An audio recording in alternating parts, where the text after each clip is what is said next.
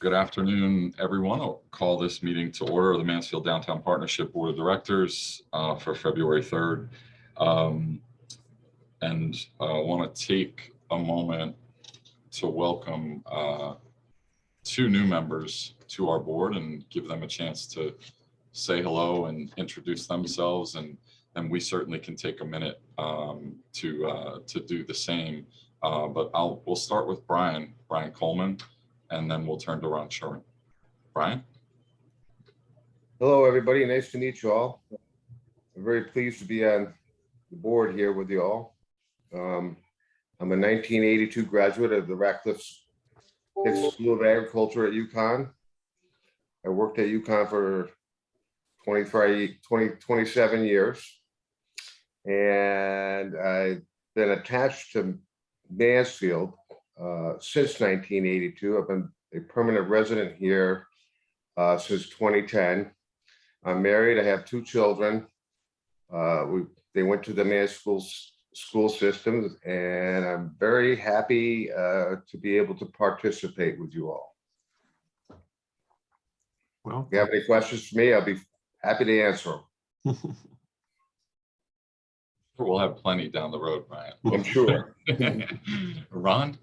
I'm Ron Shuren. I'm not officially a board member yet, but I've been invited to be here today. I guess I was at UConn more or less at the inception, because I came 25 years ago. And I remember in our very early meetings in the president's office, hearing discussion about doing something with the downtown of stores. And so I've been an interested participant since then. I live right nearby. I live on Willowbrook Road. I was in the president's office for 10 years and have been in the Department of Political Science since then, where I teach American government. And so I'm just very happy to be here and looking forward. I know I have a lot to learn, but looking forward to learning it. As I mentioned to you both, I'm Kyle Muncie. I'm the Director of Strategic Partnerships at UConn, and I'm in my second year on the board and first year here as president. And I'll tag Frank Gifford. Hi, Brian and Ron. Frank Gifford, town resident.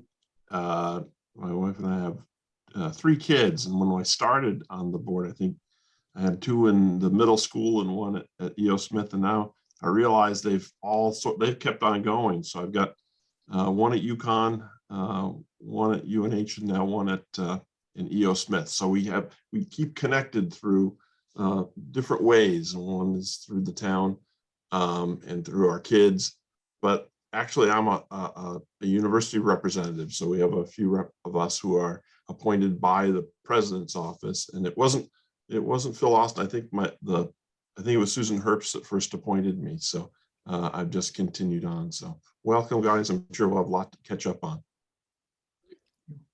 Steve? Hi, I'm Steve Farino Realtors here in Stores, lifelong resident. Married, I have 2 kids here in the school system, and I also chair the Economic Development Commission. So I'm kind of a liaison along with Cynthia between MDP and EDC.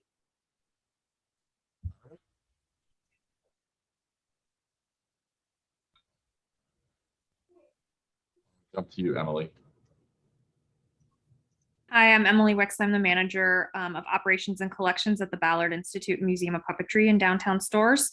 I'm also the chair of the Celebrate Mansfield Festival Committee.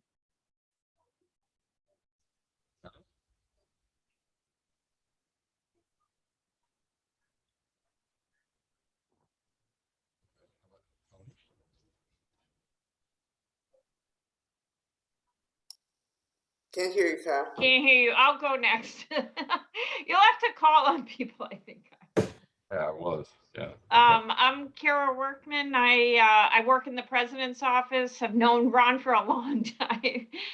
I'm also director of events and conferences at UConn. I'm also the liaison to the town of Mansfield for UConn. I do not live in Mansfield.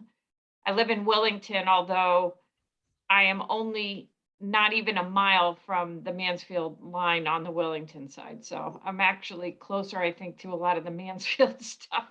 than folks that live in Mansfield. So been on the board for a while, first as a volunteer and then officially, and then I'm one of the president's office reps on the board. So nice to meet you. Tony, can you go ahead? I think both Brian and Ron know me pretty well. Brian has been an active commentator on town politics for many, many years. So he certainly knows what's been going on. I asked him early on what his position on the downtown was, and his response was that he was opposed to it in the beginning, but now he really wants it to succeed. So I think that's an important piece. Mario? Good evening, everybody. Welcome, Brian and Ron. My name is Mario Conjura, and I am Vice President and Market Manager for People's United Bank. That's the logo behind. Welcome, everybody. Been with the board about for a while here, and also serve on the Finance and Growth Committee. Ryan? Like Tony, I know Ron and Brian pretty well in my capacity as town manager, although Brian and I haven't had a chance to work together an awful lot, but looking forward to working with him and all members of the council moving forward. Excellent. And last but not least, Sean.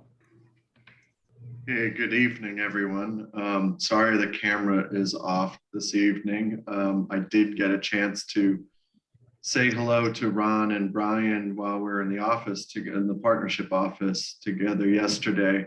And the rest of you are probably tired of seeing my face anyway, but I am Sean Basington. I'm also a UConn appointee. I've been on the board for a few years now. I think it's just a little bit longer than Frank. So my tenure is coming up, and I serve on various committees. I'm the treasurer of the board, and my role at UConn, I serve on the town university relations committee with Kara and various other aspects of town gown relations with the university, in my role as university landscape architect in the Office of Planning, Design, and Construction.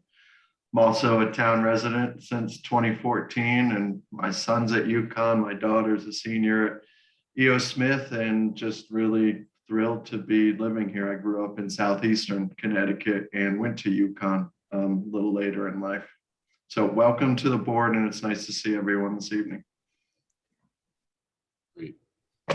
Thanks very much, everybody. I know Cynthia said there was no public comment, so we'll move beyond agenda number 2. Item number 3, approval of minutes from January 6th. That is in your packet attachment. I'll give you a moment to gather yourselves, take a peek at that, and then I would accept a motion for approval.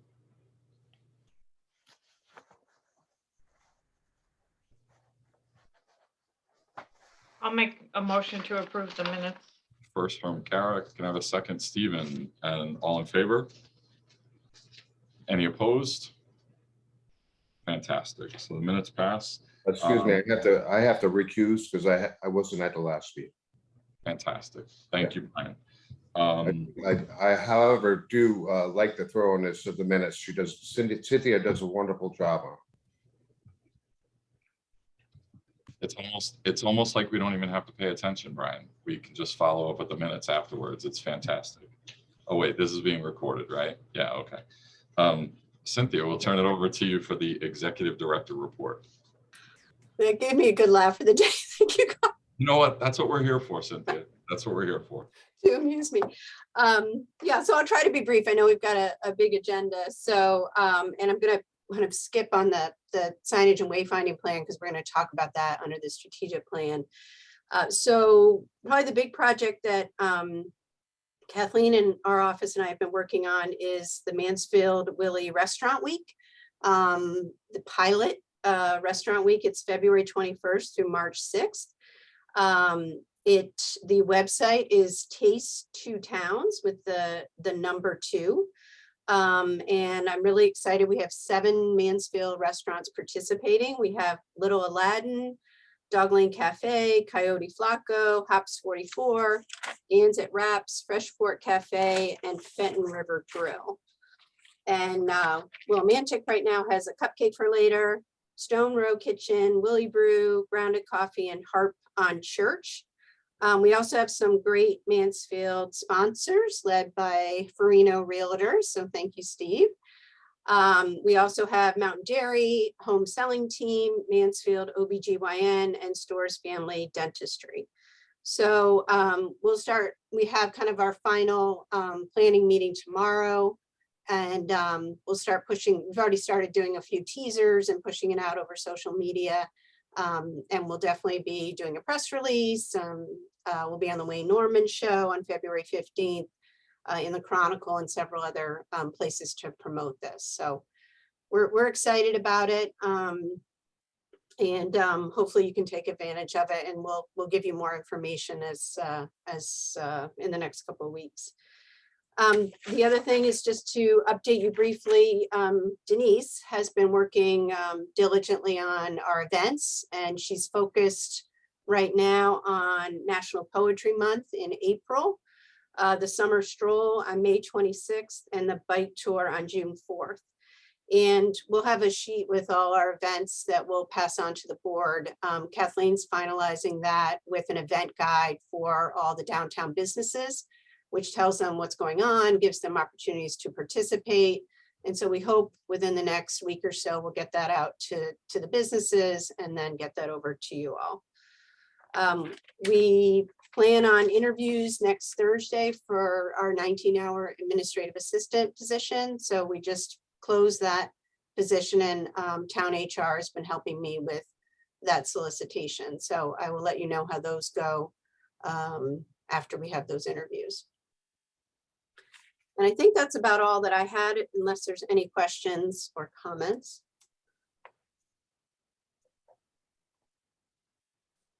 From anybody? For Cynthia? Tony? How was the applicant pool? Not big.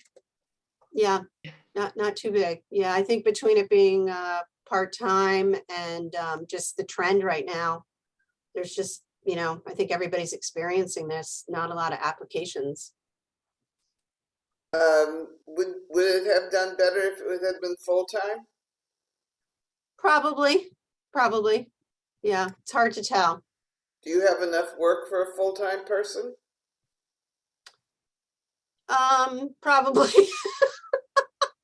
I don't know, Tony. It's we have added duties to this position because I think there were times when, because Mary was focused just on economic development townwide, we've expanded the position to help with downtown partnership stuff as well. So we'll have to see. It's a little bit of a crapshoot. I think I need to kind of come to the realization this is probably not a position where you're going to see somebody in it necessarily for a long time. But who knows? We don't know.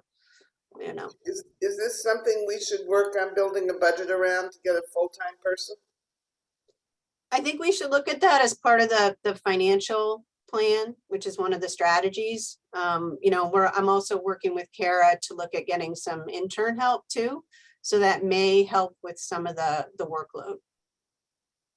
Because we have had an awful hard time holding people in this position, and I think there's a lot to learn, and it probably would benefit us if we had a full-time part of the team. So just to clarify, this is only the second go around for this position.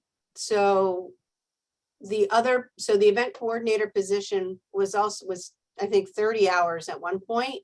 So that may be what you're thinking of, Tony. So we had Aaron Strogoff in that position. And then before that, you're right, we had several, probably 5 or so people kind of in and out. So so this is a little bit of a redo on the job responsibilities.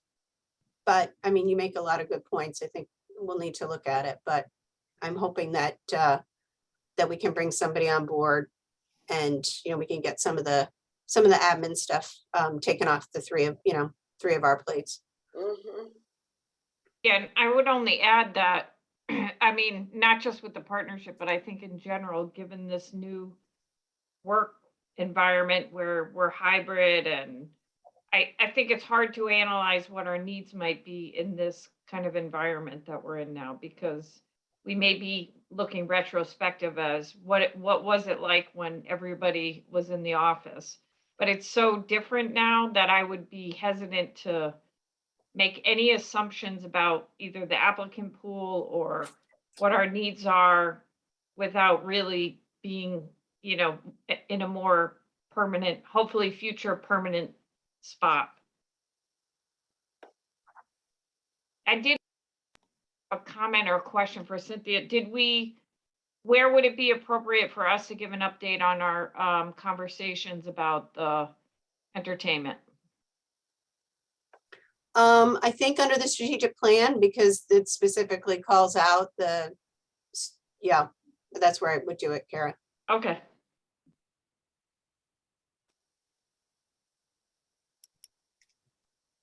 Else for Cynthia? Anything else for Cynthia? Fantastic. Okay. So next, on to next steps for implementation of Downtown Store Strategic Action Plan. So the attachment and email attachments, and there's a lot to look at. So Cynthia, do you want to walk us through some of this, or you want me to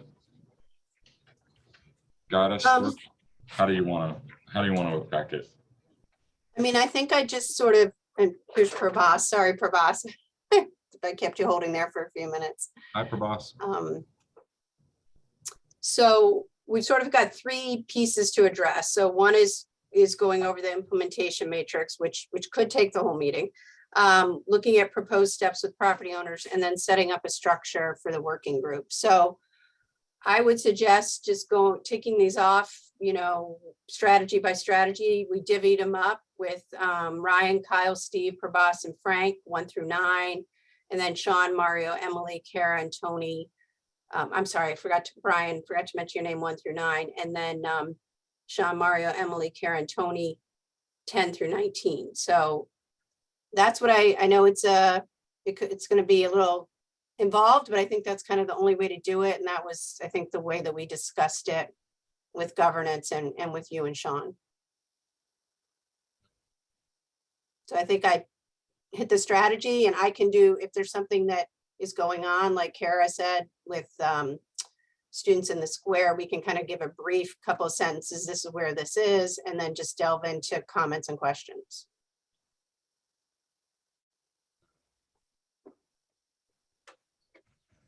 And I don't know if it's helpful for me to put it up on the screen or not. I know, I wonder, because the chart is pretty, I mean, I have a big computer screen, and I got it blown up about as big as I can get it right now to be able to dig in on it. Did you say, I'm sorry, did you say you want me to bring it up, Kyle? Why don't you try to, and let's see what it looks like. Okay.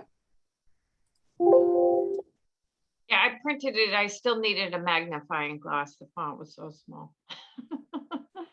No kidding. No.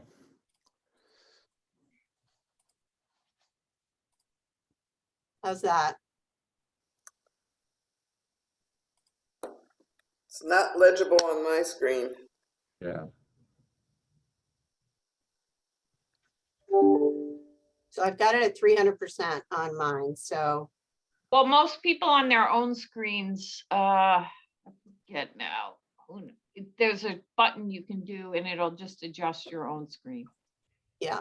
As opposed to Cynthia, can you hit that arrow margin right side so as to lose the comment, fill in sign, and more tools? So I don't know if I'm seeing what you're seeing. Yep. You almost had it. I did. Okay. Yeah, it's on the right margin. It looks like a little arrow pointing to the right. Yep. Little diamond. Nope, up at the top.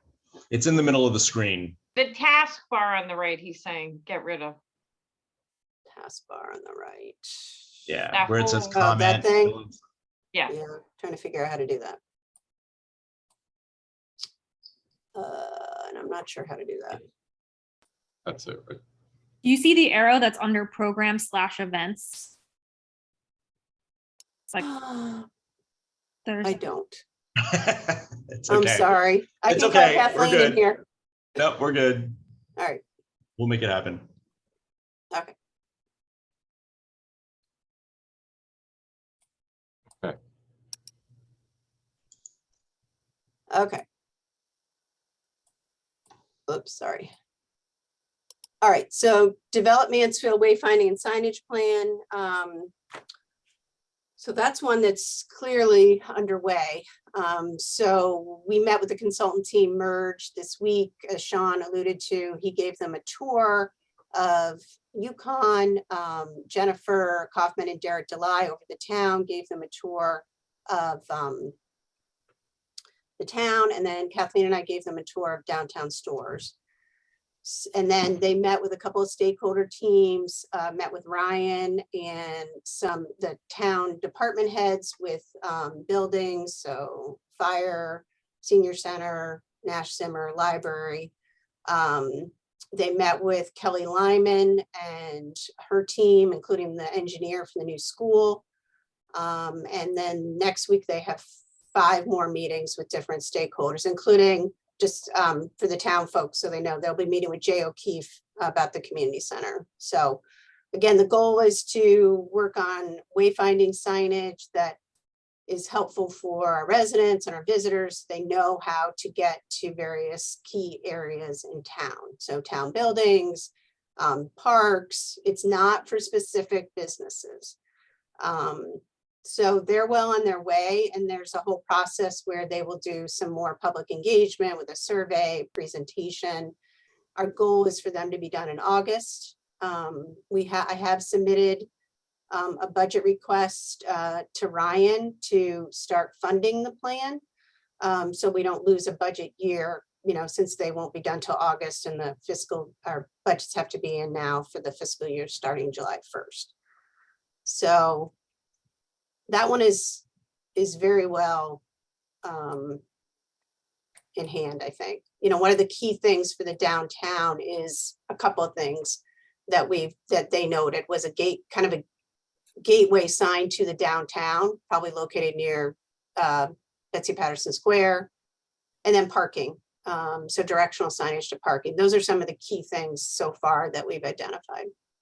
I guess I would just add to what Cynthia is saying. I think that their initial impressions and observations, were pretty spot on in terms of the challenges of kind of finding, or identifying, a strategy, a design style that would work well, given that we have sort of distinctly different parts of town and different flavors of town, intensely rural parts of town, and then of course downtown that's influenced heavily by the presence of the university, but wanting to not have signage that looked, I guess, too much like institutional university signage, if that makes sense.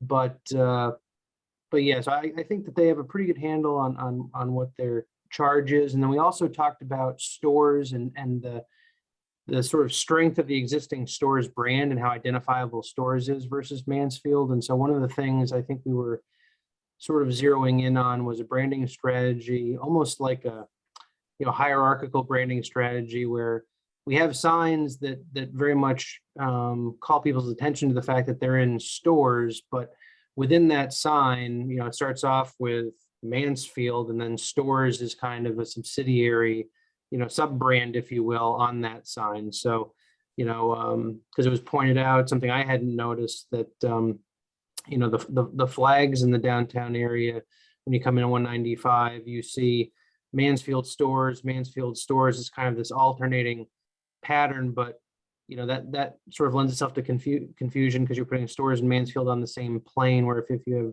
signage that kind of positions stores under Mansfield, maybe slowly but surely we start to reinforce that message that stores is a part of Mansfield. So anyway, I just wanted to add that, but I think Cynthia summarized it nicely.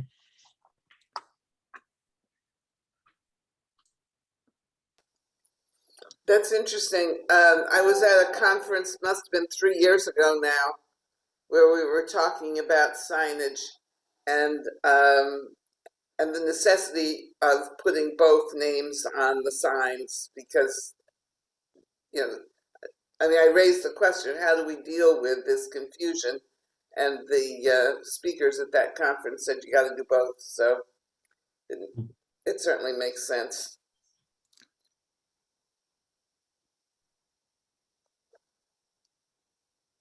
So I guess I would say 1 and 2 are actually combined, those two strategies. So Kyle, do you want me to just open it up for more questions or just keep moving through this or? I'd say keep moving through. And I say this, with respect to everyone's time, but obviously understanding the importance of making sure we really go through this. I think want to recognize this would be much easier for us to do in person. So, we'll get there eventually, and hopefully maybe even next month we can look to meet in person, and that'll help. So the next one, I'm going to turn it over to Kara, because I think, Kara, this addresses our meeting that we had. And Oh, okay. Although I see our meeting a little bit different than this. This is bigger than I think our meeting. So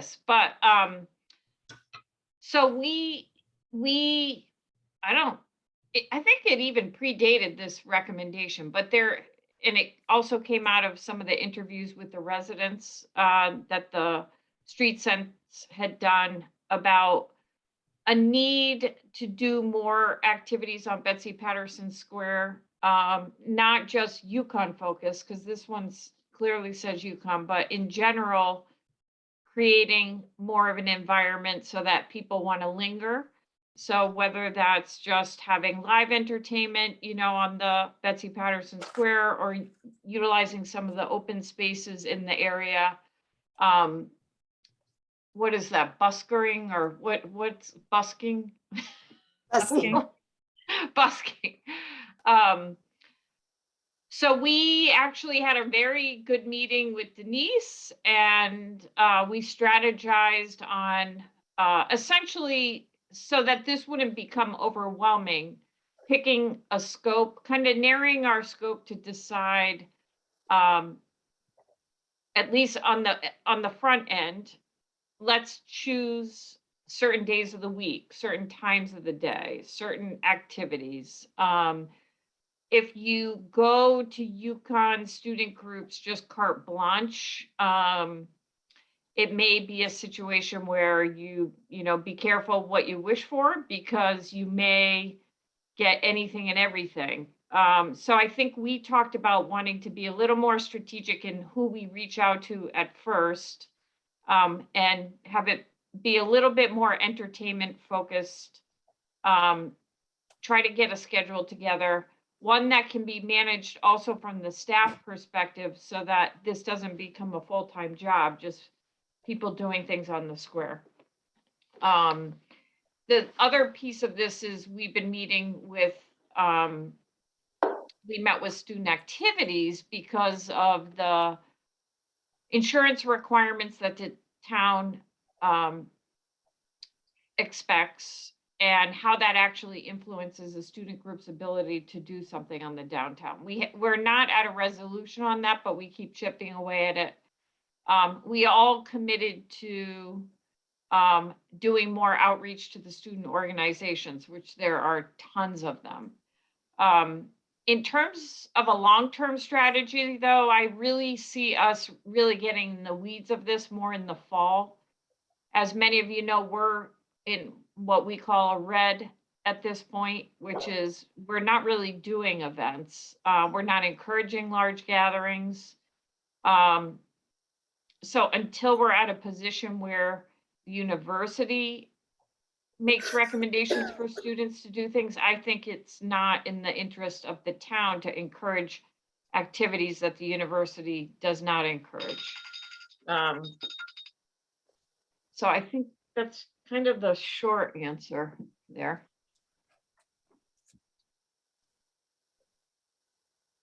You know, this is a town that has an awful lot of musicians in it, not just Right. not just university related. It seems to me that one of our problems has been to be so risk averse that we've actually discouraged participation. And I'm wondering if we couldn't find some way to back off of this panic that something could possibly happen,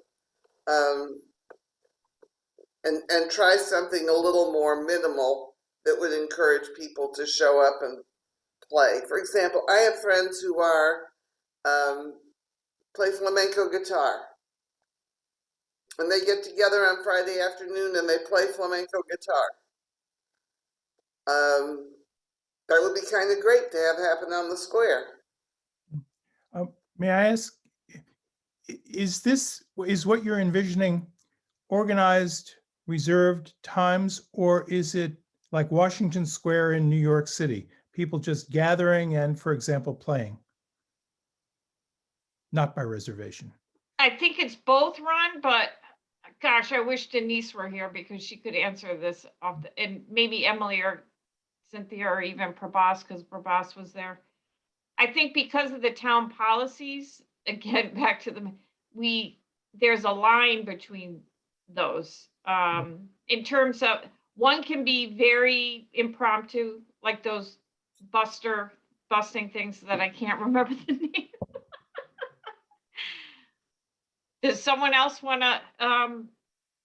So I think busking's allowed from my conversations with Denise, and I think that's something that we had talked about wanting to encourage. But I know with this conversation, we kind of thought it would be a nice introduction for student groups and then the larger community to see that this space can be used like this. So we kind of envisioned this as a little bit of a compromise between a big event and busking, where we could imagine there being specific times like lunchtime or the evening that groups can sign up for, and then see how it goes, and hopefully grow that program a little bit. But we thought this might be a nice way just to kind of let student groups know that it's a space, but also have a little bit of control over who could use it, just so we know that if something went wrong, the clubs have a little bit more accountability within the university.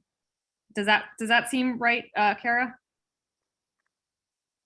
Yeah, I think so. And Tony, I mean, if you know people, I would send them to Denise, because we're not limiting this to students. There was a comment, I mean, this specifically says get UConn more involved. So that was why we were focusing on that. No, I understand. I think Sean has his hand up either because he wants to perform or because he wants to or he has a point to add. Sean? Yeah, I'm always performing, Kyle, but thank you. I don't know, am I out of order to comment on a number that's not on my assignment? I don't know how we doing this.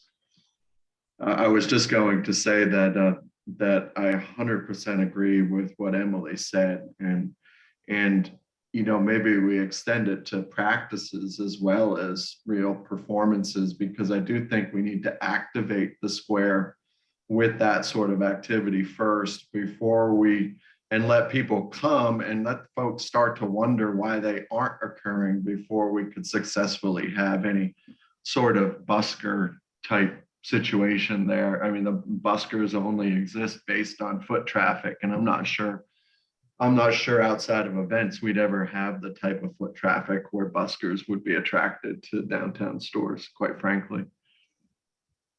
Yeah, so I think where we left it was, sorry, Brian, that Denise was going to do some follow-up, put together a plan. Then we were going to help Denise with the outreach. We talked a lot about the a cappella groups, because first of all, they need very little equipment. They're super professional, a lot of the student groups on campus. So the next step was Denise was going to give us kind of a follow-up direction, and then we were going to help her kind of get it going. Sorry, Brian had his hand up. I think we need to be careful here. I think since the inception of the Stores Downtown project, it was called the Town Square, and if I remember right, the town square was predominantly to be used by the townspeople. I think you could probably incorporate some Yukon folks in there for sure. But I think we ought to still, give the priority to the townspeople as it originally was meant to be.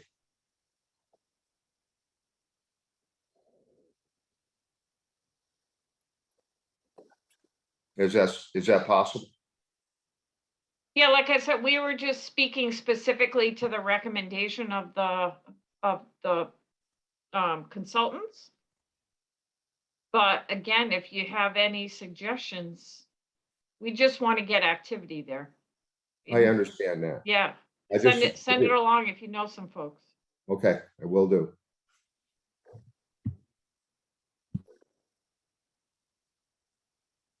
I guess I would just add that, on a personal note, I certainly understand, the frustration about, some of these insurance sort of driven holdups and liability and risk concerns, and nobody wants to see, all these worst case scenarios, which are low probability events, get in the way of otherwise well-intended, strategizing and programming. But I guess, at the end of the day, obviously, while nothing may happen, something could happen. And obviously, in my position, I have to be somewhat guarded and mindful of having the town in a position to defend itself in that worst case scenario. I don't know how else to say it.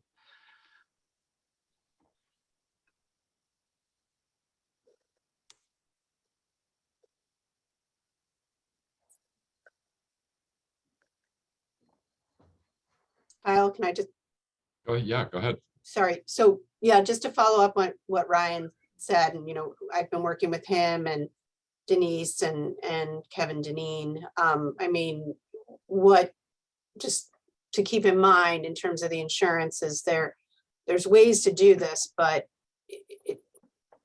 there's maybe a cost to it. So in other words, if the partnership wants to sponsor something, does the partnership need to get some sort of additional rider from what we already have, and what's the cost to that? So that's sort of digging deeper than we probably need to do right here, but it's just something to consider. But I think we're almost there in terms of reporting back to Ryan and Kevin on this. Denise has been working on it over the last few weeks. So it's, as Kara said, I mean, it's been going on for a while. It's complicated. It's not an easy issue. So, but as everyone said, yeah, please send people our way to Denise. We have what we think is a relatively easy form, and the form that we're going to do for that initial pilot with the students is going to be really clear cut. So.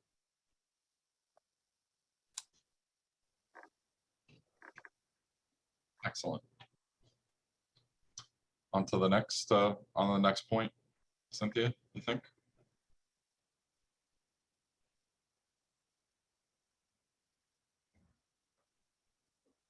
Which is number 4, established. Okay. Yep. So on to number 4. Yep.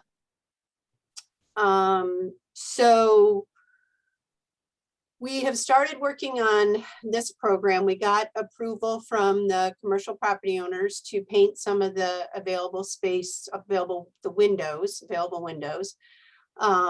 So Denise has done an initial solicitation to artists.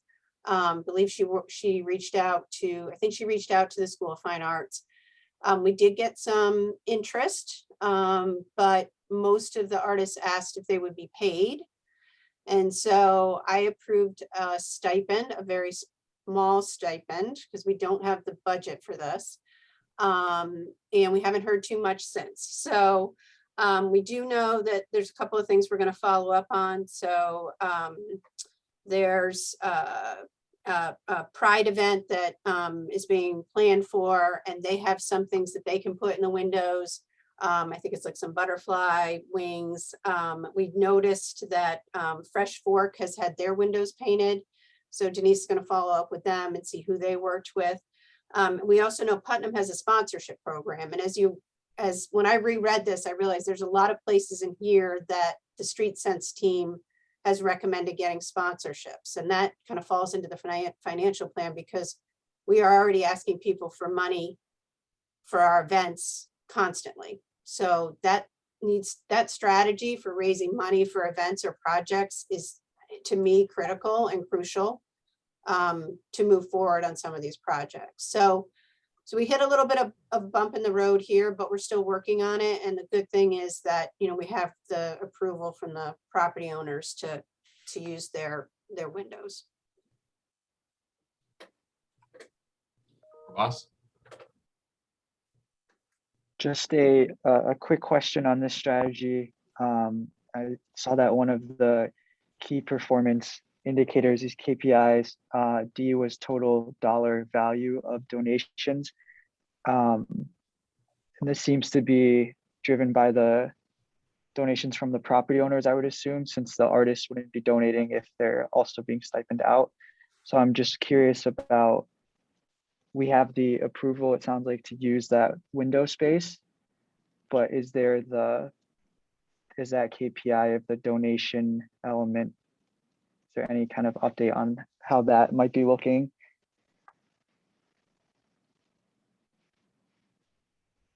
So I would just say there's a ton of overlap between the projects and kind of our next piece of this agenda item, Prabhas. So one of the big discussions is what will the property owners contribute to the partnership and what will it be for?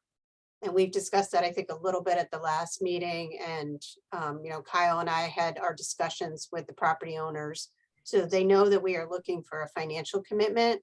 So that is a discussion for the full board as part of this agenda item too. Okay, yeah, I did see that in the agenda. I just was curious how we're going about that measurement in this matrix versus but that makes sense. Thank you.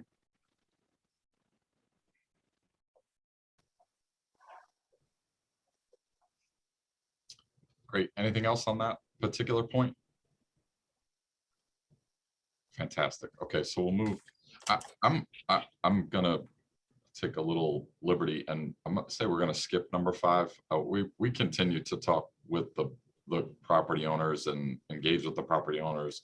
I think one of the things we need to level set, as Cynthia just referenced, is sort of our bigger picture conversations with the property owners, and what their level of commitment is going to be to the board, to the partnership, to this strategic plan. So I think we continue to engage with them, obviously, and the board is well aware of that, and many board members have been involved in some of those conversations, and that'll continue. But I think we can skip to number 6, and Cynthia, if you or Carol want to give a little update in regards to the student staff, the part-time student staff conversations.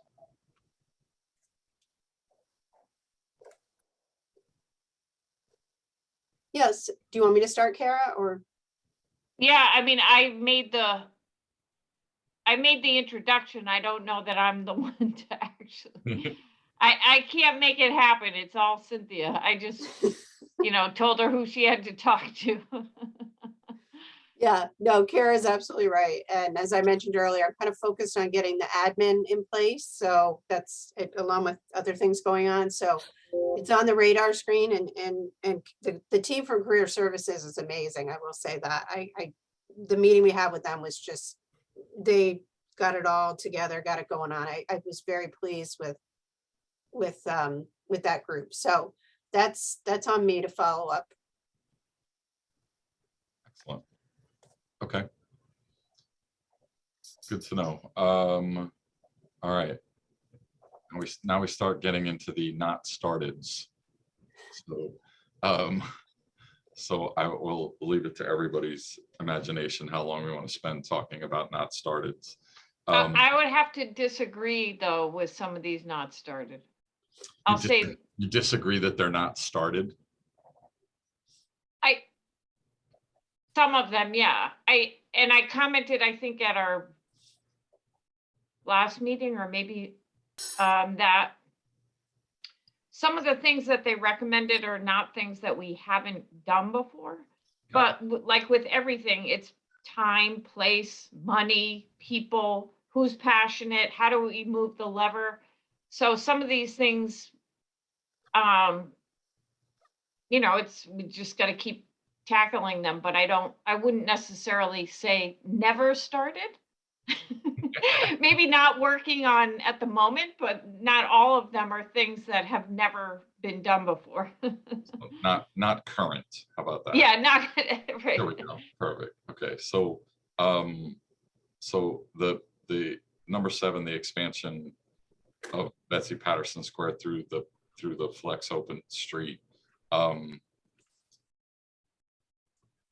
don't want to put Ryan or Tony on the spot, but I kind of I do have some commentary here, Kyle, so it's okay. Yeah. So so I guess a couple things. One, really my first time getting reintroduced to Mansfield about a year and a half ago. And of course, the last time I'd been in town, there hadn't even been a downtown. So there was a lot of change to take in that happened over the last decade or so. But, tooling around the downtown and walking about a little bit, before my interviews were scheduled to happen, one of the first impressions I had was, not that I couldn't see the value in terms of vehicle traffic and getting from A to B, but it seemed like there was an opportunity, I was curious what the back history was, frankly, to know, had there been discussion about, having not just Dog Lane, frankly, but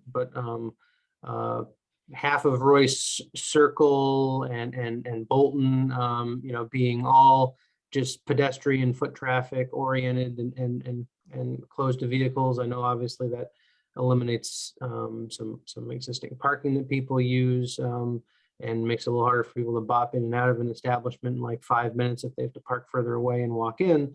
But this idea, so that was my initial impression, wondering, I wonder if that was a serious consideration in the past, and if it didn't get embraced, why it wasn't embraced. And then I know I was just going to say this has also come up on more than a couple occasions in the local traffic authority committee meetings that we have here at Town Hall. And I know that, whether it's resident trooper, DPW, others, there seems to be a lot of shared interest in this idea. And so I would certainly put my stamp of approval on experimenting with it as it's been suggested here. And maybe it's starting small with Dog Lane, and not to, presuppose any future outcomes, but I could see this working to the point where we want to go far more extensive than that. But so I'm all for experimenting with it. Are we suggesting closing it permanently or closing it for events? Because we have closed it for events. Yeah, I think closing it permanently and seeing how, permanent in the sense that it could always be undone, but making it more of an everyday thing and seeing, what does that do to, foot traffic, car traffic, et cetera. I would just urge a couple of things. One, that there be a traffic study before any permanent closure were undertaken. And second, that the neighboring residents, and I have a self-interest here, so there's a conflict, but the neighboring residents be involved in the discussion and planning for such a thing, because there would be traffic impacts on them.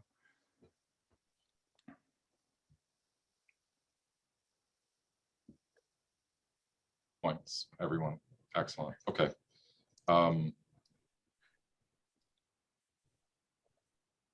Do we need, Cynthia, do we need to come to any kind of takeaway from that particular, or? I don't think do we need, I guess my question is, do we need an action item out of any of these that, sort of okay, well, we think it's a good idea to look into it. What's the action item? What is our next step off of that? I see Sean's hand is up. I think that's part of like whatever working group works on that strategy. Got it. Okay. That would be their job. That this is probably the first time where we don't have things in progress that we need people to look into. Got it. So that would be my suggestion. Okay, Sean?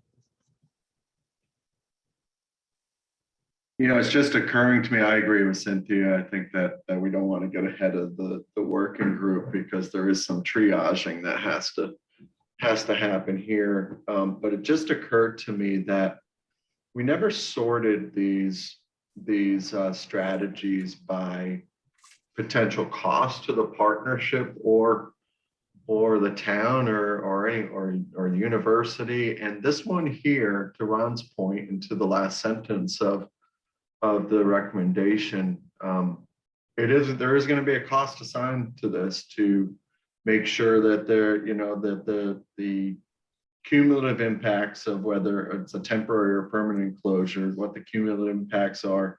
There's a public input process. I'm sure there's emergency access and other traffic management that would need to be explored with a traffic engineer at the helm to facilitate that discussion. And DOT is going to have a vetted interest in it as well. I'm not suggesting this be overly complicated. I do think doing it temporarily is a good way to test stuff that can then be documented, and those metrics be documented so that it could help support any work by a traffic engineer in coordination with DOT. It's just that sort of consultation doesn't come cheap. And it didn't occur to me till now that there might be others on this list where there will be potential consultant fees or other costs associated with trying to get it moving. So, Sean, I agree with you. I think that's every reason that we've been talking to the property owners about an elevated, so when we say to them, we need your support to move forward with many elements of this strategic plan, I think that's a really good example of how we would need that support. Certainly doing something like this that would involve the necessity to spend money on traffic studies, and this particular element would benefit those property owners and the businesses within those properties. We would expect them to provide us some financial support in order to get that done. I don't think, the last thing I think any of us want to do is say, these are all great ideas, let's do them, and then think we have to go back to the town or to UConn to ask them for more money only. I think that's been a big part of the reason we've been having conversations with the property owners about investment. Can I ask a sort of a dumb question? I'm not sure what the benefit of closing Dog Lane here is. Steve? I think it's making the whole area more pedestrian friendly. And I keep coming back to a comment Linda Painter made, and I don't remember if it was this group or the Economic Development Commission, but I think talking about when you have a more pedestrian focused area, you want to have it less focused on cars. And our town square is entirely encircled by roads and not adjacent to anything down there. So if we were to even just experiment with closing that little section of Dog Lane that's adjacent to the town square, then it would be adjacent to all those businesses there, and you wouldn't have to cross the street to easily frequent those businesses. And those businesses can kind of expand out a little bit further with some of their outdoor activities, whether that's dining or more interactive stuff. I don't think we need to experiment on a huge scale. I'd love to see us experiment on a smaller scale and just try that little piece. It doesn't have to be changing all the roads. It could be putting up a couple of temporary barriers like we've done in the past, but leave them up a little bit more long term and let people kind of engage with that space. I think it makes it way more pedestrian friendly. Yeah, I would just say that the second point that Steve made about extending, sort of outdoor seating and usability by adjacent businesses, I think that has largely been the driving factor of the conversations that I've been a part of. It just gives people additional space that they, are not in any rush to leave. They can kind of enjoy being there for a longer period of time. Make some of the I guess transactions less transactional, more experience based. I think this is just one where the devil is very much in the details. And so, yes, there could indeed be an experiment, but let's go very slowly and carefully in terms of that experiment. I agree. We can use the temporary closures as kind of a pilot program and see how it goes and just move forward from there. Excellent. Cynthia, do you want to talk a little bit about marketing, the next item, developing marketing campaigns? I mean, I think, again, a little bit of, there's a money aspect, but certainly, and it would be an expansion of a lot of existing programming, but you have anything else you want to add on that?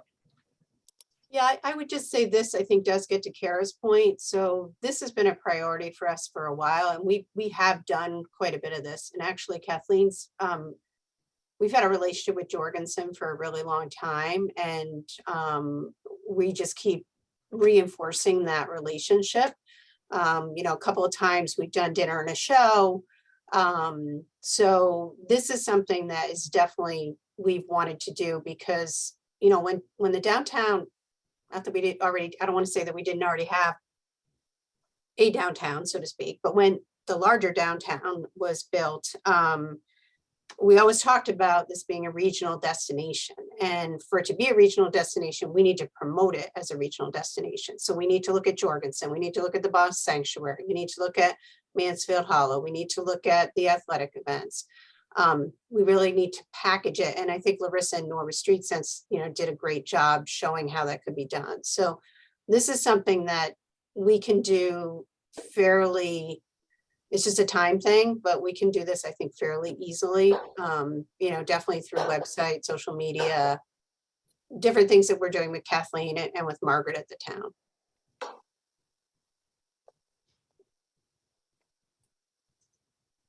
Great. I think Kara has her hand up, Kyle. Yeah, this time I tried to follow the rules and not just barge in. So Cynthia, this also, I don't know how to, we used to have a promotion and marketing subcommittee and task force. And then for whatever reason, we decided we didn't need it anymore. But I honestly, so much of this plan is about promotion and marketing. So I don't know what the process is by which we resurrect that task force, but I think it's worth having a conversation about because this particular item, first of all, we had a student design group do a whole presentation, including videos about this exact subject. And then Todd, when Todd did the whole redesign and the marketing, he did something about this exact subject. So it's just a matter of us, we have the information. It's just, where do we put it? How do we get it out there? And so what are people's thoughts, or I don't know, what is the process about resurrecting the marketing task force? Well, I'd go back again, and I don't mean to sound like a broken record, but I'd go back to one of the working groups working on this. I mean, I'm going to be blunt, and I know I've done this before. One of the reasons that Francine recommended, sort of getting down to fewer committees is that I was essentially staffing 6 or 7 committees. So when it's an official committee, that's agendas, that's minutes, so we just have to sort of look at this, I think, from the perspective of, can we call these things working groups? It doesn't mean that we're not inviting people into the discussion, but it's just overwhelming when I'm just being straightforward to staff all those groups. So I don't care what you call it, but I'm just saying, like, it needs to come back because we actually did a lot of great work in that group. And then, but then it got, eliminated. But I think we don't want to negate all the work that, and everybody knows that Kathleen is doing on, promoting the downtown. This regional piece is one that is obviously a priority in the plan, so presumably a priority for the board. So we just have to sort of reorganize the priorities within promotion and marketing, maybe.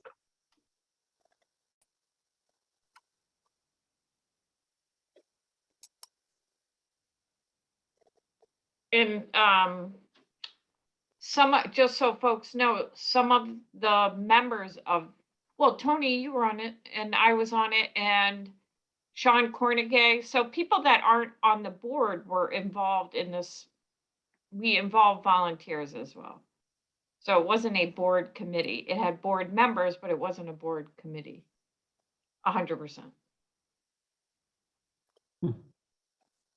Steve?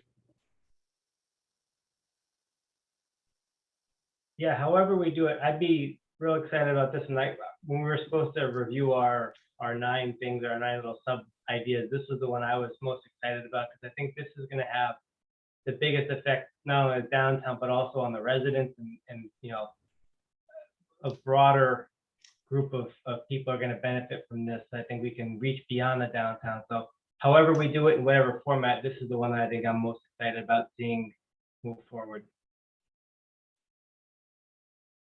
Kyle, Yes. this is a question for Cynthia. I know that we are part of a 4-town economic development strategy where we are talking about putting together outdoor activities and regional activities, especially around outdoor activities. And I know that group has some money or is putting aside some money. Is there any way to integrate this proposal with some of that work? Yes, I think so. For the next budget cycle, each town is asking for $5,000. In the meantime, a couple of the towns have some money left over in this budget cycle, and we're trying to bring on somebody to help with the sort of branding and logo for that group. But we're really trying to hire a staff person. Well, I don't know if I should say staff person, but a help to try to steer this, because there's a lot of, I don't know, that implementation plan is much more overwhelming than this implementation plan, as Kara and Ryan know. So we spent, and I'm not even going to go into kind of the business piece of it, but yes, there's the idea to do an event, to do itinerary. So there's definitely some overlap there that I think we can talk about for sure. And I'll just add, because I think where that group is going to be helpful is everyone has essentially committed to doing cross marketing for each town. But you have to create the items that you can use to make the marketing. So like and again, Kathleen does an amazing job. Like, so they're willing to cross share on social and cross share on websites and, do all the social media stuff. And that stuff doesn't cost money. It's just a matter of turning these themes into something that can be pushed out in various forms and mediums.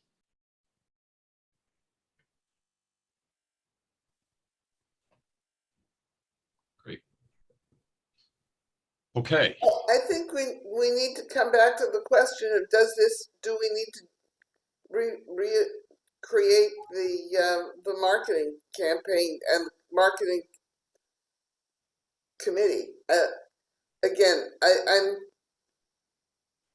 part of what Cynthia is concerned about is there are certain kinds of activities which fall under the Freedom of Information Act, which require agendas, 48 hours in advance and minutes published within 48 hours. And that's part of the difficulty with doing this work.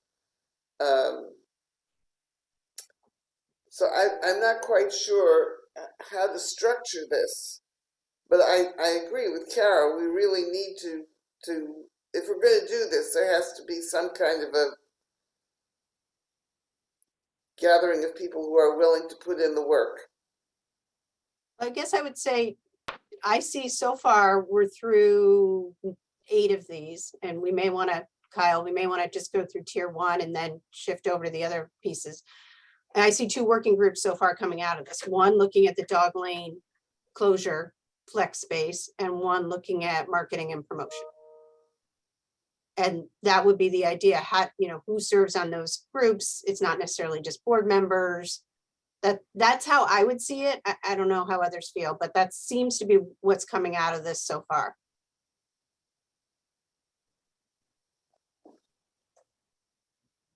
And that one of their tasks, Tony, could be an evaluation of whether there's a longer or more structured committee on advertising and promotion. Right. Or alternatively, we create staff. That's always an alternative. Yes. Well, part of the question for this is, what are the owners willing to put into this?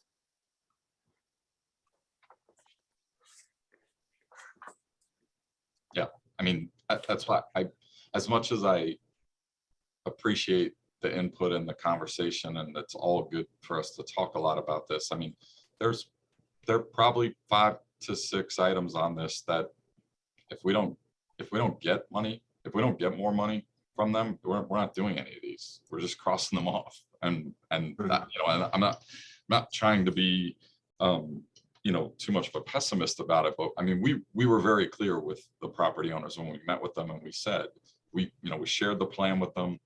They were excited about a lot of these same elements, and we said, we're glad you're excited, and now we need you to think about what your level of investment in the strategic plan and the potential outcomes would be in it. So we still have, we haven't heard back from either of the primary property owners to this point, but we'll be, but we have meetings on the books, and we'll be talking more about it. And and there definitely are a couple of these items that either there'll be an increased investment or they'll be tabled. Yeah. Which leads us to the next the next item, which is to create a tenanting strategy in partnership with the property owners. We know that that will cost money, and we know it's important. I think we've talked around it a million times. We continue to talk with the property owners about it, and I appreciate that folks, if someone that thinks they have something, to add to that, fantastic. But I think until we really get some level of commitment from the property owners, that's not, that's something that'll be completely dependent on their level of commitment.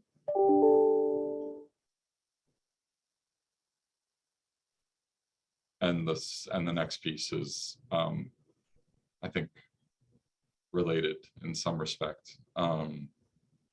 Financial plan to determine new levels of donations required of property owners to sustain partnership efforts. And so again, I think for those, I think everybody's aware of the revenue structure, I guess, or the funding structure relative to the partnership, with the town at 150, the Yukon at 150, and then individual donations and business donations. So we have had, for those new to the board and those that maybe haven't heard this, we've had conversations with the property owners about similar level of investment on an annual basis to what the town of Mansfield and Yukon do. Not at those levels, but a set commitment. And so obviously, that'll be something that we will be continuing to have conversations about. Anybody have any thoughts or any input relative to that? We know it's a tough ask, and we're, we get it. We're in, we're still coming out of a pandemic, and it hasn't been easy for the property owners. They haven't been collecting rent at the level that they were, and for a lot of time they weren't at all. So it's not a great time to be asking people for money, but I think we've put together a strategic plan that had them excited about the possibilities of the future going forward. And I think they were appreciative of the fact that there would be investment needed. The final tier 1 element is to reevaluate the downtown business owner communication you know, I'll just put in my 2 cents and then open it up. I think of all of the things that I've been tasked with since joining this board, the most challenging has been the business owner communication. I think, and I think part of that is if you don't know the business owner, it feels cold cally. And it, you know, I think, so, you know, from my standpoint, I feel like someone, and I think it was Frank, so I'll call you out. In his board assessment, Frank recommended the possibility of doing regular social events, so similar to what we do with the end of year holiday party, but to do something on a more regular basis in which we really are inviting all of the business owners within the space. Hey, it's, you know, it's Thursday night, we're going to be at X business. Maybe, you know, for some of the businesses, obviously that could be the place we meet. Makes all the sense in the world. But rather than having it be a phone call, an email, a formal meeting, you know, I felt like, I mean, I sat with Steve Rogers for 35 minutes he's on my list. He's one of the guys on my list. I sat with him for 35 minutes in the Graduate at the hotel, and I got more in 35 minutes than I had gotten in 4 months before. And, you know, because again, and once you're in that particular setting, you're in that circumstance, maybe it's a little bit easier. So, I think that's a way. Certainly we need to have a regular cadence of communication, letting them know what events are going on, all those types of things. But I do think we need to make an effort to socialize the partnership on a more regular basis. If the only time that the business owners are hearing from us is because it's time to ask them for an annual donation, or because we're promoting an event that we want them to be a part of, I don't think that we want that to be the foundation of our communication level with the business owners. Pravas? So I think that ties in well with your previous point about how some of these strategies we've just covered, there is a possibility, I should say, that many of these won't happen if we don't get that financial commitment that we'll discuss later. So on the flip side of that, I think to approach these businesses, I think we have some ways we can do it strategically that gives them more excitement than, you know, try to engage them on one of these strategies once we have them backed financially, and once we know that we're moving forward with some of the more, you know, ones that might excite them more, and then approaching them with that and trying to get them to buy into what we're doing, and then start communicating with us based off of that level of excitement, or that, hey, here are the things that we're doing. So rather than, you know, just checking in and trying to get them, it's almost like pleading for them to communicate with us regularly, going to them with some specifics, like here is what we're moving the ball on, and we want you to be a part of this, making it more strategic in how we're approaching them. And then we can start to get them more and more engaged. And I think the communication, to get them to communicate with us, and I think there needs to be that level of like, here's where we're going, or that excitement, maybe not outlining the whole strategic plan top to bottom, but just getting them hooked on something that we're doing, that we have the backing to do. So if it was closing that road, or, you know, just something like that, that can really facilitate the conversation more than just, we want to hear from you more. Like, what is it specifically? Otherwise, I could see, you know, we were in a survey 2 years ago about engaging them, and we got a very low response rate, close to 0. So I think that's just something we don't want to repeat now that we have some more exciting things that we could be working on and engaging them with. Mario? From what it sounds like, similar to like a chamber function, you know, setting up some type of an after hours event, you know, on a monthly basis, something that's announced. So it's not so formalized, but yet it's an event, a social atmosphere in which, as in a business after hours event, people are there to basically mingle and refer. So just a thought. Frank? Sure. When I was looking at these strategies, when I prioritized them in my mind in terms of sequence, I thought that the marketing and promotion was the area that would generate the most enthusiasm, where people would want to roll up their sleeves and just get into it, because we were talking about how do we get people out of the pandemic mode and starting to socialize and see each other, right? What can we do? That's people within the town. But then we were thinking like, well, how do we get people to make this a destination too, and take advantage of that? And people get really excited about that. And I think if we started with that and then went to the businesses, the owners, and said, what do you guys think of this? You guys have, marketing teams, and you're thinking about it every day. How do we get people downtown? I want to be in sync with them, and hearing their, hearing what they're hearing on the street as to what works, what doesn't. And I think it also puts us in a position of strength to ask them for financial support if we say what we're doing, right? And really getting and blending their opinions and ideas into the work that we're doing.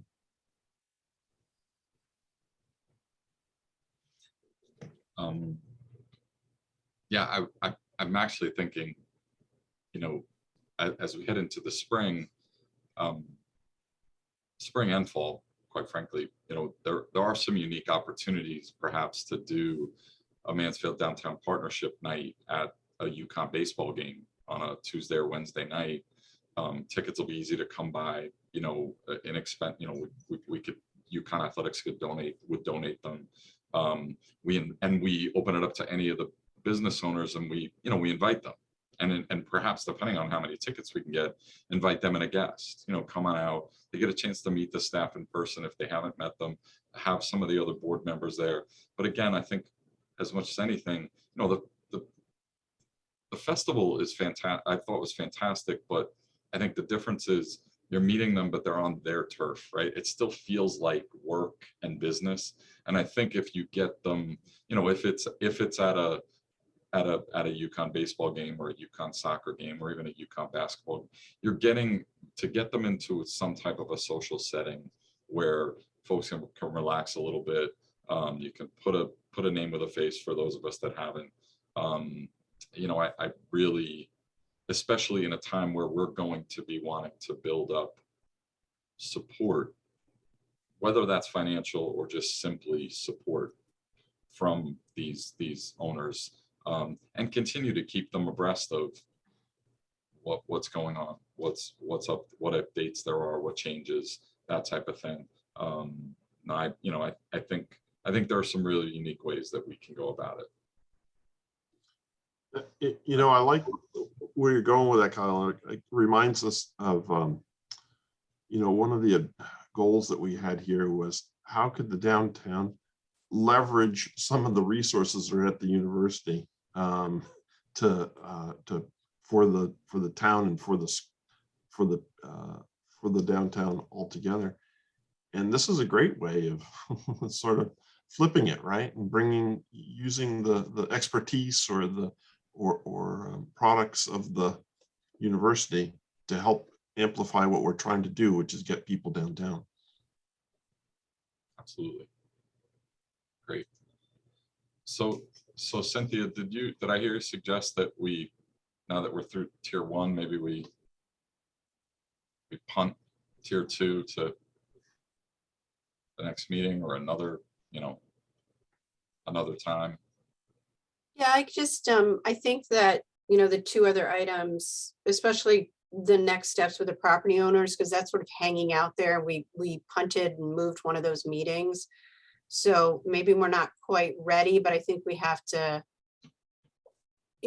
focus on that. And what I put in the packet, I mean, assuming everybody's okay with kind of moving to that. I'm sorry, I didn't mean to.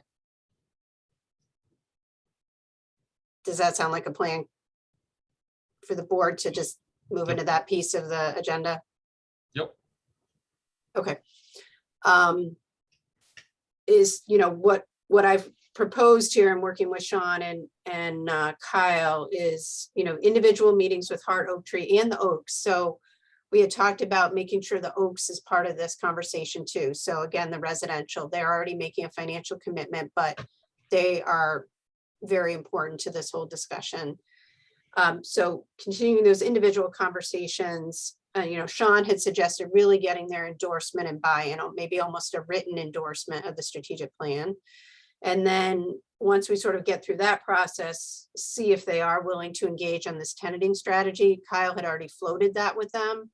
At the very least, I think having and the Oaks doesn't necessarily have to be involved in that, but having Heart and Oak Tree and a few of us in a meeting to just coordinate and collaborate more. So those were kind of the steps, and we wanted to see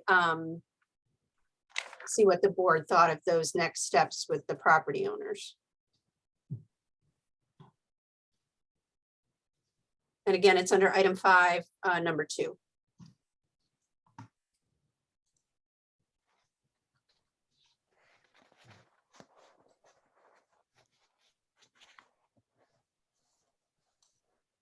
Yeah, I mean, obviously, I think, does anyone have an issue with us following up with, because I think we at some point the rubber has to hit the road here with the property owners. So we want to go back to them, and we want to say, listen, here's where we are.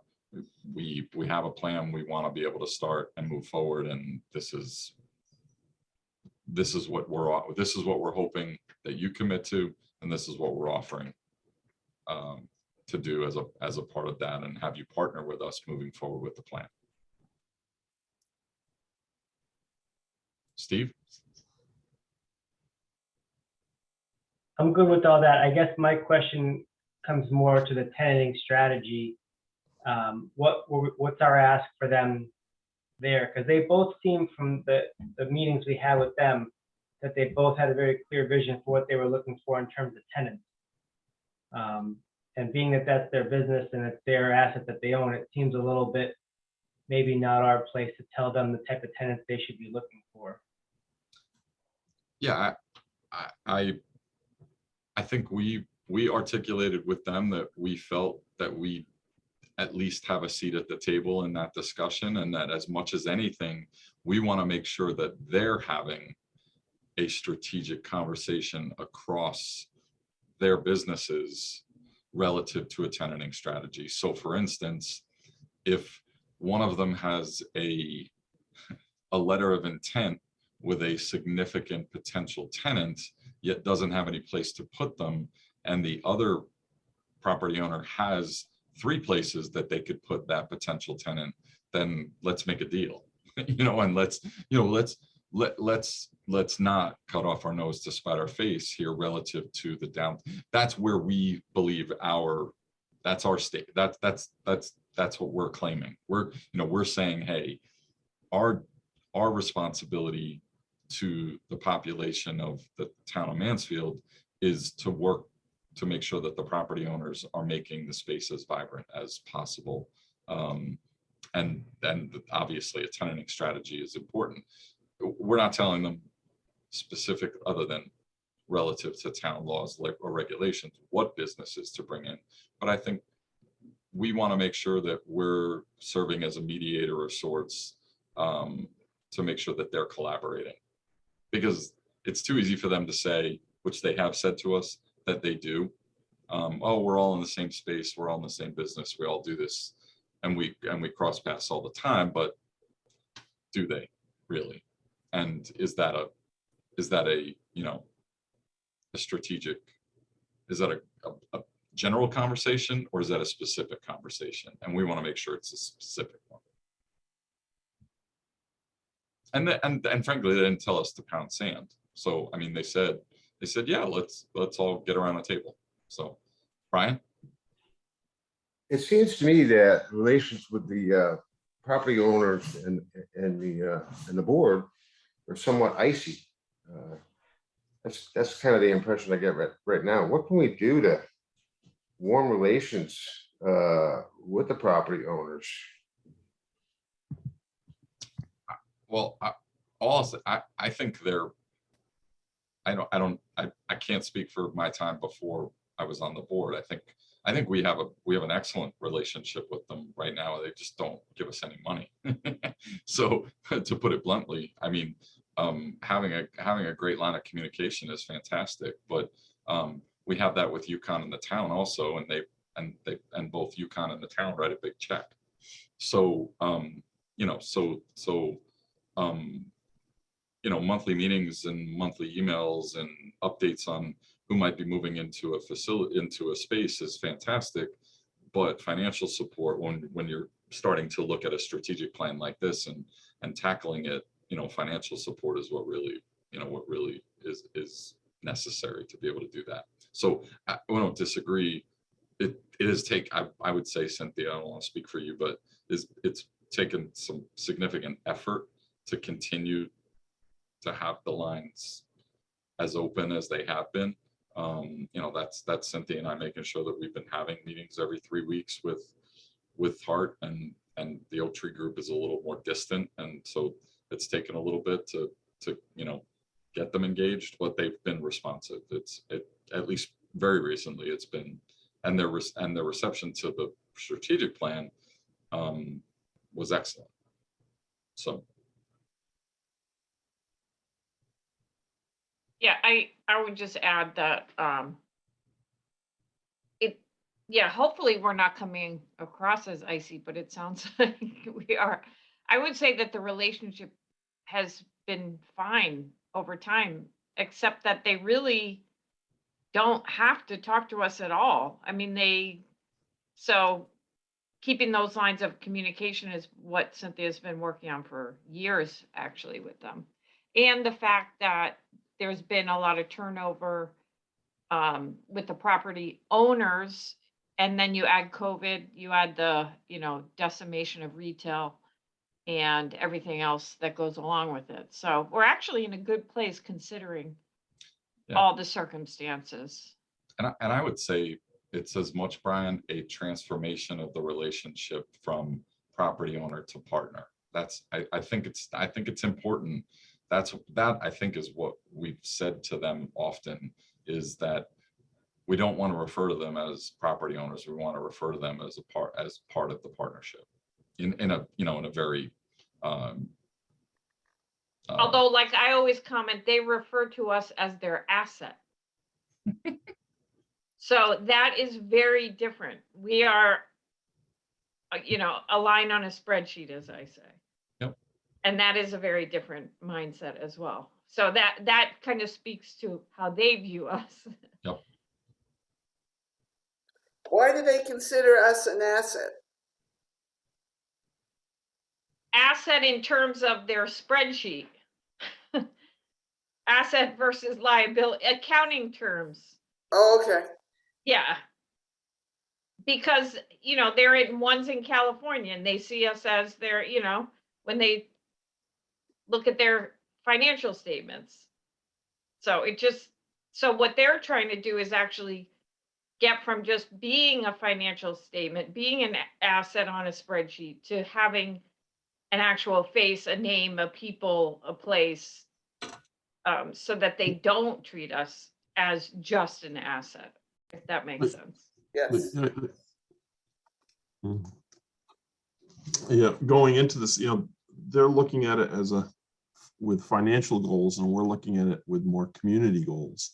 And I think, over time, I think we're warming them up. We're probably the only group asset that they have that has this kind of interest in building community. So I think we're probably leading them in the right direction if we can strengthen that bond.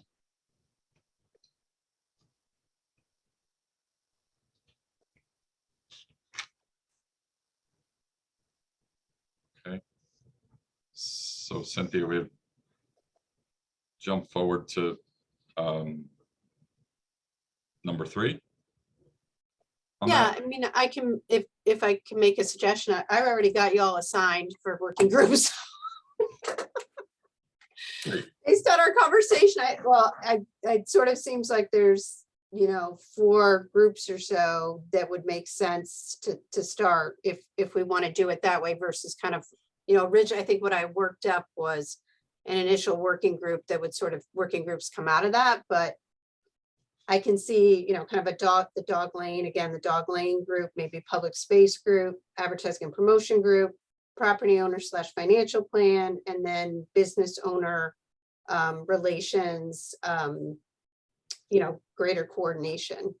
So it seems like there might be 4 groups that could work on some of these strategies. Each one will have kind of its own, you see what I laid out, kind of who leads that group, what are their duties, meeting schedule, time frame for completion. One of the things we talked about at the governance committee, and Sean and Frank I've talked to them, is the suggestion that the governance committee and the executive committee kind of be the report to mechanism. So the working groups would report up to those, a joint meeting of those committees, which would then report to the board. So what I could do is start a matrix with kind of those initial 4 groups, throw some of you in there based on what I've heard on your interest, and then maybe if you all can help populate those groups with people that are not on the board, to Kara's point, like a Sean Cornegay or someone like that. So I don't know if I'm overstepping in terms of next steps, but those are some thoughts. Oh, I think that sounds great, Cynthia. And in the interest of everybody's time and sanity this evening, I think that if you can do that and share that out, and then we can everybody, give everybody a short period of time to get back to you on that. And then we can get planning on the next steps. 4 groups seems like a lot. A lot. It's funny because I thought it was not that many. Well, just thinking about all those reporting back in. Yep.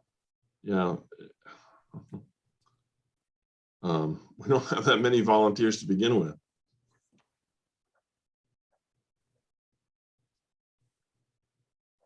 What were the 4 again, Cynthia? So it was kind of the, dog lane pilot, opening up the street, but there's probably some public space stuff there that we didn't even talk about, which is real quickly, we have this nature's medicines money still out there. That's a real interest to the property owners, using public space to doing events. Advertising and promotion marketing, like with the itineraries, that's the second one. The third one is property owner engagement, which we're already doing, but also the financial plan, which is really, really important in my mind, because it's just really hard to kind of go year to year with sort of only a couple of funding sources. And then the fourth one was the business owner collaboration, communication, to some of the social event, the baseball event, those kind of things. Could your property owner engagement and the business owner engagement, it seems like they could fit together. Yeah, I thought that too, Frank.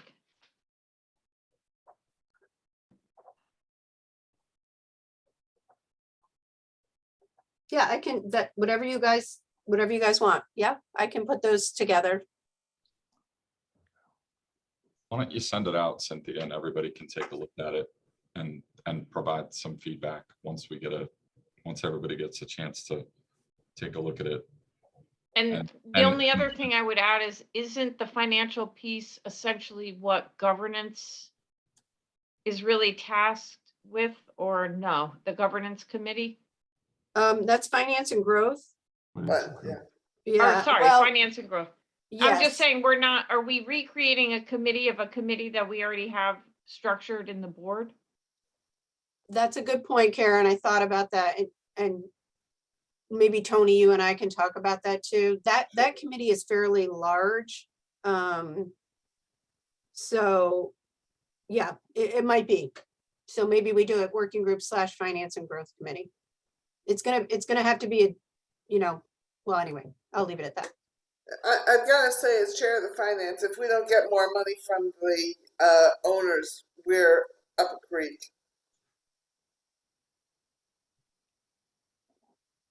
Right.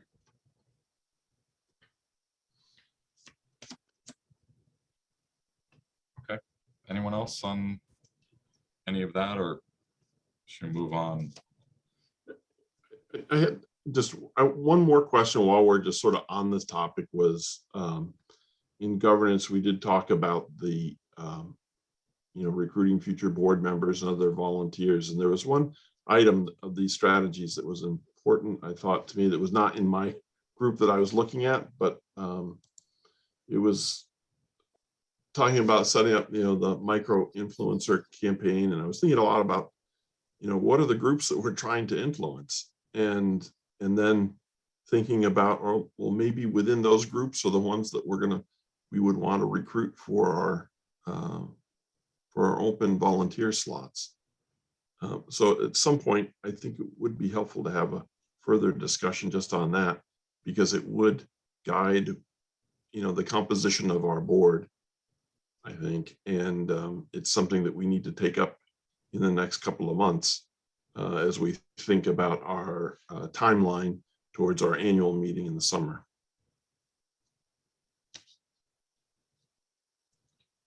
Absolutely, Frank. Great.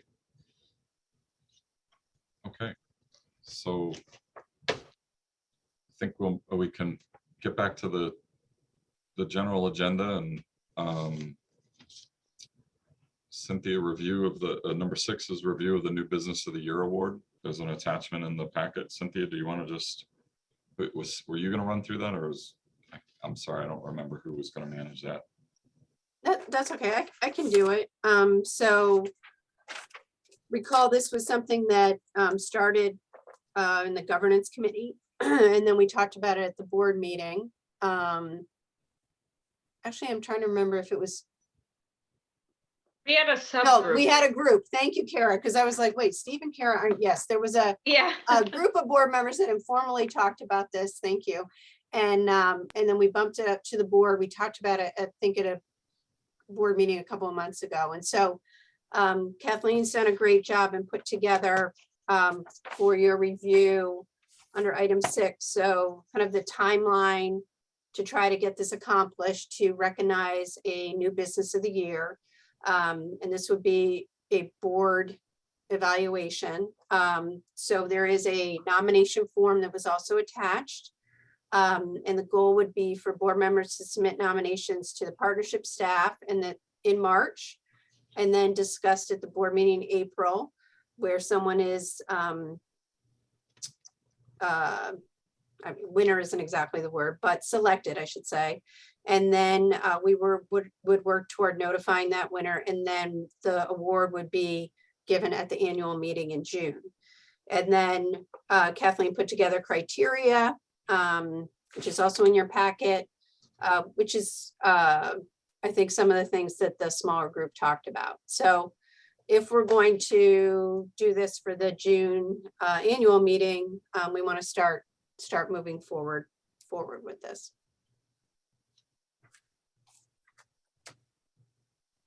And the last thing I would say, the other discussion with that group was member spotlight, which Kathleen's working on for the website. So that's a separate item.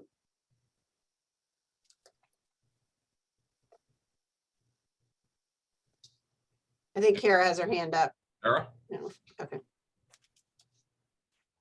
And I did not have my notes in front of me when I was looking at this, but I think this needs a little more substance. It doesn't really say exactly why or how we would end up choosing someone as a winner. And I think we had a conversation about making sure that the criteria enhances our own goals so that, right? But I'm sure I have my notes somewhere. So I think the description and the criteria needs more depth. And I know we talked about it. It's just a matter of me finding my notes, because right now there's nothing that would tell someone how or why we chose the business that we chose, which is an important thing for people to know about whether they're even going to submit, and also to be more transparent about how someone wins. And then we also said, do we have new businesses that meet this criteria? Because we talked about that also, that we couldn't do it if we didn't have We a do. significant pool. We do. Like, two come to mind right away. But I can go back, Kara, to my notes. You know, Kathleen wasn't in those meetings, so I try to convey, you know, everything that I could, but I'd appreciate any notes that you and others have too. Would help me. Yeah, I've got that file somewhere.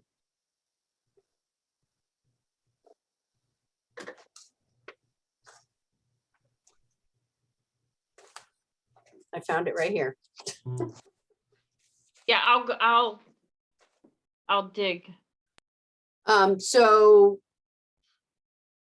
this will back us up a little bit, but we can bring it back at the March board meeting, but we should still be able to pull it together.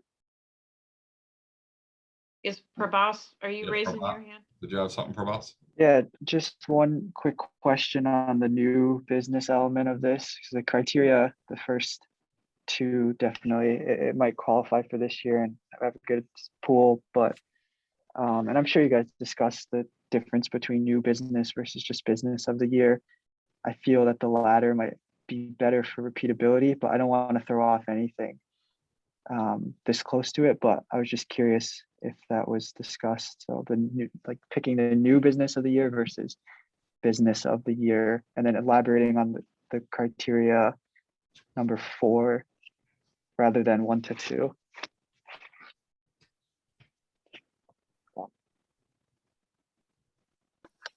Yeah, that was definitely discussed, the new versus business of the year.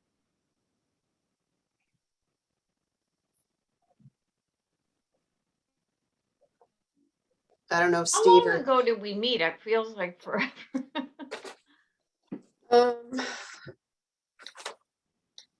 Yeah, I think we met on November back to what 4th. Prabhas was saying on that one. I think we talked about having like a business of the year versus a new business of the year. And we talked a lot about how we thought the business was going to use that accolade. So is it just creating more work for us to pick something, or is this going to provide some value to the business? And we talked about having a featured spotlight business, because we could do more of them, make it more of a templated approach as opposed to a evaluative type deal. And then the new business of the year would be a much smaller pool of potential businesses that have to get evaluated. So it'd be a little bit of an easier lift. At least that's what I remember from our discussion, although it was quite a while ago. That makes sense. I was just curious on the difference between the two, and just the concern of repeating this award every year. But I trust that it was discussed, so makes sense. So I'll take this and maybe go back and look at my notes and send it out to the group. I think it was Kara, Steve, Frank. Tony, you were there too, so I'll try to get to that next week. Cynthia, how many new businesses do we have in a given year? Just in general. Remember we're talking entire downtown stores. Right. So we've got Fresh Fork, we've got Eminence Inc., we've got Brothers Deli. We will have Brooklyn Dumplings as of February. Trying to think if there's anything I'm missing. So we have a few, and presumably, hopefully we'll have a few more by next year. Right. Did you add Daddy's Noodles?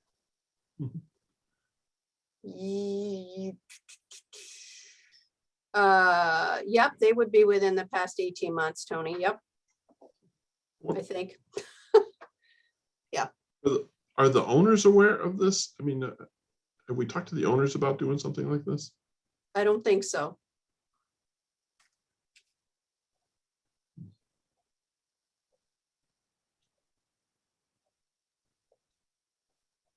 We can, I just don't think we have. Yeah, just curious.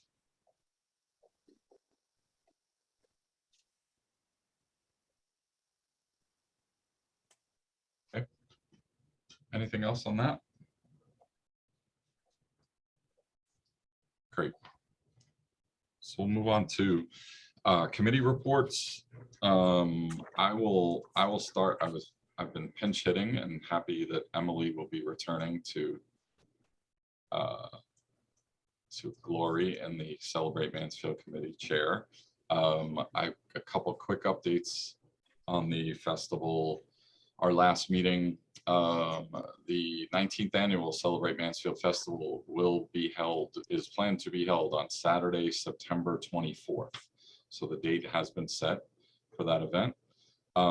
There are 2 new committee members that have joined the team, Andrea Stever-Lennon and Christine Balestrini. The committee is reviewing a possible edit to the mission to reference the event's commitment to sustainability and also the town's commitment to sustainability. And the committee hopes to expand the number of craft booths at the event with the possible addition of some craft demonstrations. So so you can all put September 24th on your calendars. It's 2 to 8. And you can start thinking about which block you want to volunteer. But always excited to work with Denise on that. She does a fantastic job. Any questions on festival? Yeah, just one quick one. How is it that we chose September 24th? Is it in relation to something going on at the university, either before or that weekend, after? It was a combination. We did solicit input from the university on some events that they had ongoing. I think there was a desire to get back to the end of September rather than be in. I think last year ended up in October, but that was I think a COVID related development, and so I think there was a desire to get back into September a little bit. Yep. Okay. Nothing from the executive committee. Tony, finance and growth, anything? Cynthia, we haven't met, or we met just to confirm the budget, which you've already seen. We made the adjustments that were proposed at the board. So I'm sorry, Tony, so the board hasn't seen the budget yet. So the changes were made based on the finance and growth decision on the partnership no longer paying for parking in the garage and the staff increases. Yeah, right. So it will come to the board in April. We sort of restructured this over the last few years so that the budget is coming after the staff evaluations are done, which will be in March and early April. Okay.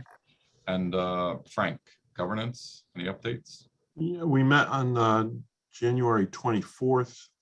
Much of what we talked about was related to the bylaws, the follow-up items that we've had accumulated on the bylaws, and then with review of the strategic plan, any in the implications for bylaws changes. We started that review process, and of course we have to on the timeline to bring that to the annual meeting in June. So we did that, and then we talked a lot about board recruitment, volunteer recruitment. I think I already gave that commercial earlier in the meeting. Thanks. Excellent. Thank you, Frank. I did skip on the agenda the executive director evaluation. You should all have received that attachment. I have received 2 evaluations so far, so I would remind you to please get that to me at your convenience, and then I'll take the time to go through that and present. I believe that's going to be presented at the April meeting, and part of the reason for that is I'm traveling for work for about a week before the March meeting, so my prep for that March meeting is going to be a little disjointed. So I want to make sure I can give that at the attention that it deserves. Kyle, can I just, I'm sorry, real quick. So I have not done my self-evaluation yet. It's either, I said Saturday in the email, but it may be Monday. So if people want that for background.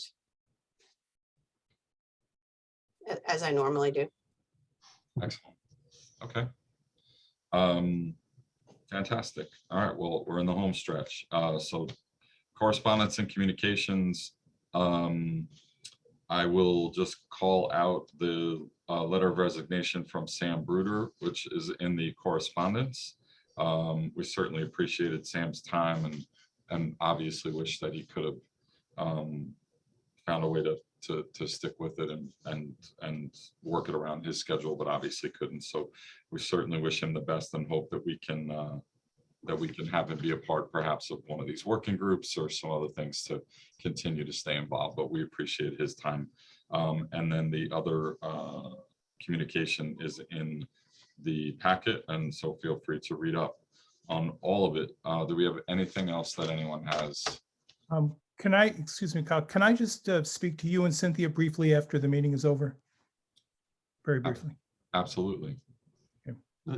I just wanted to thank Brian and Ron for being on the immediate impact players on this team. So thank you. Thank you, Frank. Anyone else with anything? Fantastic.